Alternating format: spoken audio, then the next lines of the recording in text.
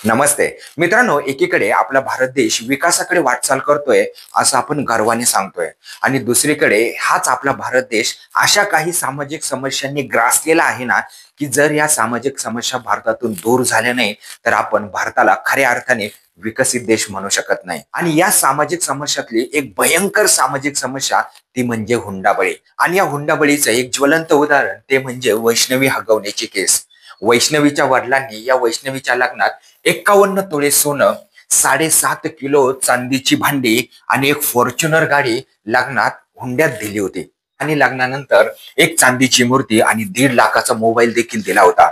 आणि जेव्हा जेव्हा वैष्णवी माहेरला यायची, वैष्णवी आपल्या आईला सांगायची की सासरच्या लोकांनी पैशाची मागणी केली आहे। आणि सासरच्या लोकांनी मागितलेले पैसे वैष्णवीचे वडील वैष्णवीला देऊन टाकायचे, कारण कोणत्याच वडिलांना असं वाटत नाही की सासरच्यांनी आपल्या लेकीला त्रास दिला पाहिजे। एवढं सगळं करूनही वैष्णवीच्या सासरच्या लोकांचा मोह मात्र आवरला नाही। जमीन घेण्यासाठी 2 कोटी रुपये माहेरून घेऊन ये यासाठी वैष्णवीच्या सासरच्यांनी वैष्णवीला अनेक वेळा टॉर्चर केलं।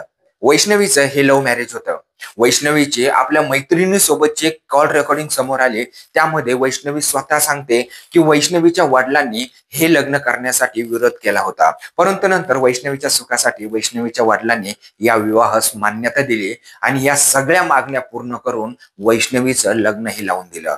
परंतु या वैष्णवीला आणि तिच्या आई वडिलांना काय माहिती की लग्नानंतर वैष्णवी सोबत असं काही घडेल। लव्ह मॅरेज असूनही वैष्णवीच्या पतीनेच वैष्णवीला कधी साथ दिली नाही।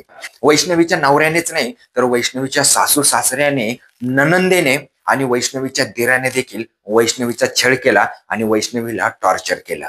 सासरच्यांकडून होणाऱ्या या नेहमीच्याच हाणामारीला आणि छळाला वैष्णवी कंटाळली होती आणि त्यामुळेच वैष्णवीला फक्त आता एकच मार्ग दिसत होता, तो म्हणजे स्वतःला संपवून टाकणे। आणि वैष्णवीने हा मार्ग निवडला आणि स्वतःला संपवून टाकलं। साहेब, माझ्या मुलाला एवढी मारहाण झालेली, एवढी एखाद्या जनावराला सुद्धा मारहाण, एवढी मारहाण त्या पाठीवरती, छातीवरती, डोक्याला सुद्धा इथं पाठीमागं मार आहे। मी स्वतः पाहिलेलं आहे। ज्यावेळेस तिला डेड बॉडी तिथं ती पडलेली होती, मी तिला सगळं पाहिलेलं आहे। इतके ओळ आहेत, जवळजवळ 30 ओळ आहेत तिची, काळी निळी पाटण, छाती, हे पोट सगळं काळी निळी करून एवढी बेद मारहाण केलेली, एकाशी जागा शिल्लक ठेवलं एवढं ती। वैष्णवीचं एक छोटस 8-9 महिन्याचं बाळ आहे। तब्बल 6 दिवस हे बाळ नेमकं कुठं होतं याचा कोणालाही ठाव ठिकाणा नव्हता। वैष्णवीचा नवरा वैष्णवीवर नेहमी संशय घ्यायचा। वैष्णवीची नणंद वैष्णवीच्या तोंडावर देखील थुकली होती।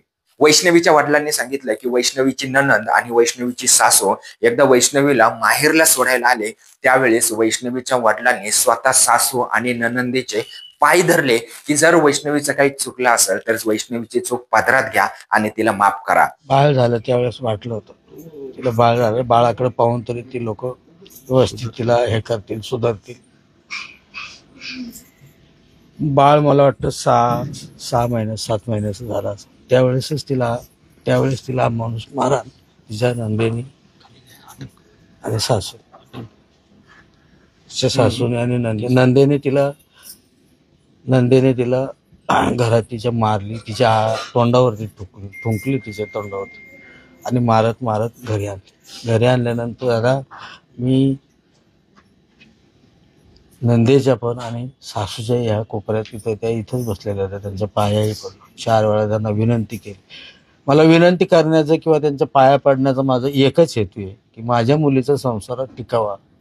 तरी देखील वैष्णवीच्या सासरच्यांची मानसिकता मात्र बदलली नाही। एवढे श्रीमंत असूनही त्यांचा पैशाचा लोभ कमी झाला नाही। वैष्णवीचा सासरा अजित पवारच्या राष्ट्रवादीचा नेता आहे, त्यामुळे अजित पवार देखील वैष्णवीच्या या लग्नाला उपस्थित होते। अजित पवारांच्या हातात तुम्हाला ही फॉर्च्युनरची चावी दिसेल, जी फॉर्च्युनर वैष्णवीच्या वडिलांनी वैष्णवीच्या सासरच्या लोकांना दिली होती। त्यावेळेस अजित पवारांनी वैष्णवीच्या वडिलांना विचारलं देखील होतं की या लोकांनी तुमच्याकडून गाडी मागून घेतली की तुम्ही तुमच्या इच्छेने ही गाडी देताय। पण वैष्णवीचे वडील कसे सांगणार, कारण वैष्णवीच्या वडिलांना फक्त वैष्णवीचं सुख दिसत होतं। मित्रांनो, वैष्णवीच्या वडिलांनी वैष्णवीचं एवढं थाटामाटात लग्न लावून दिलं, एवढा मोठा खर्च केला, एवढा मोठा हुंडा दिला आणि एवढ्या मोठ्या घरात आपली मुलगी दिली, तरी देखील आपल्या मुलीला सुख मिळालं नाही। शेवटी वैष्णवीला सासरच्यांना कंटाळून स्वतःला संपून टाकावं लागलं। वैष्णवीच्या वडिलांनीच नंतर सांगितलं की मुलींनो, जर लग्न करणार असाल तर असा जोडीदार निवडा की जो तुम्हाला आयुष्यभर सांभाळू शकेल. लग्न करताना मुलींनी मुलांची फक्त प्रॉपर्टी पाहू नये, त्याचे फक्त पैसे पाहू नये. मुलगा कर्तृत्ववान आहे का, तो संस्कारी आहे का, आणि आपल्याला तो आयुष्यभर सांभाळू शकेल का, त्याची तेवढी लायकी आहे का, हेही मुलींनी नक्की पाहायला पाहिजे. मित्रांनो, भारताने पाकिस्तान विरोधात केलेल्या ऑपरेशन सिंदूर मध्ये या दोन महिलांची भूमिका अतिशय महत्वाची होती. या दोन महिलांची एकीकडे आपण कर्तृत्वाची गाथा गातोय आणि याच आपल्या भारतात दुसरीकडे एक महिला हुंडाबळीची शिकार होते आणि ती स्वतःला संपवते. ही भारतासाठी खरंच लाजिरवाणी गोष्ट आहे. आजही हुंड्याची ही भयंकर प्रथा फक्त खेडेगावात आणि गरीब लोकांमध्ये नाही तर श्रीमंत लोकांमध्ये देखील दिसून येते. आणि या हुंडाबळीचा शिकार वैष्णवी सारख्या फक्त 23 वर्षाची मुलगी होते, याचं खरंच खूप वाईट वाटतं. आज वैष्णवीच्या आई वडिलांना आणि वैष्णवीच्या त्या छोट्या 8-9 महिन्याच्या मुलाला काय वाटत असेल, जरा विचार करा. वैष्णवीच्या या संपूर्ण प्रकरणाबद्दल तुम्हाला काय वाटतं, खाली कमेंट करून नक्की सांगा. आणि असेच माहितीपूर्ण व्हिडिओ पाहण्यासाठी लगेच आपल्या चॅनलला सबस्क्राईब करून घ्या आणि इंस्टाग्रामवर असाल तर फॉलो करायला विसरू नका. भेटूया पुढच्या अशाच एका माहितीपूर्ण व्हिडिओमध्ये. जय हिंद.